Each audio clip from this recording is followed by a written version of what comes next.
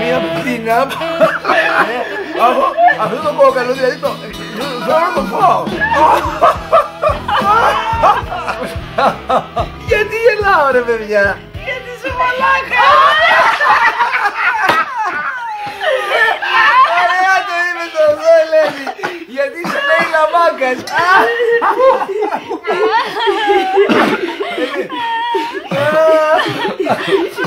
Ούτε στο γάμο μου δεν θα με τόσο χαρούμενη. Έλα να ανάβει το γλέντι, έλα. Κάτω από το πουκάμισό μου η καρδιά μου σβήνει. Κι το σπέρμα είναι δικό μου, δείξε καλοσύνη.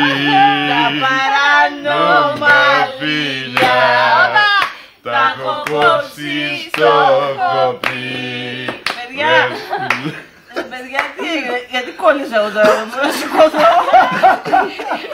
Μπορεί να στην κουζίνα, σήκωσε να το κουνήσεις, γιατί μου δεν μπορώ να κουνηθώ.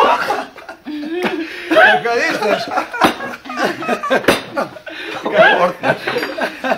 Βγάζω αίμα την καρδιά Ελένη. και σου βάζω υπογραφή.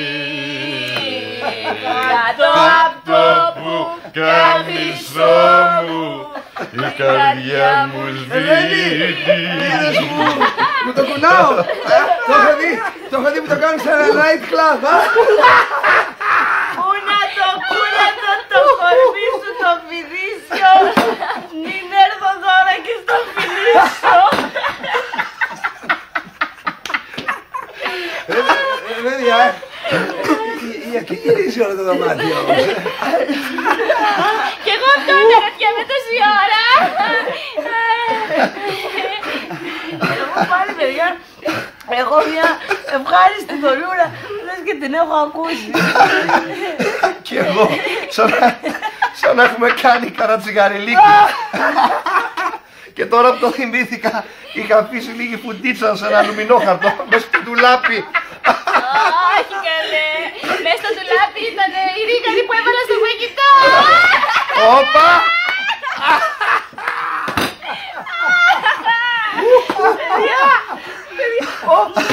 Παιδιά, δηλαδή το αρνί δεν ήταν ριγανάτο, ήταν χασισάτο.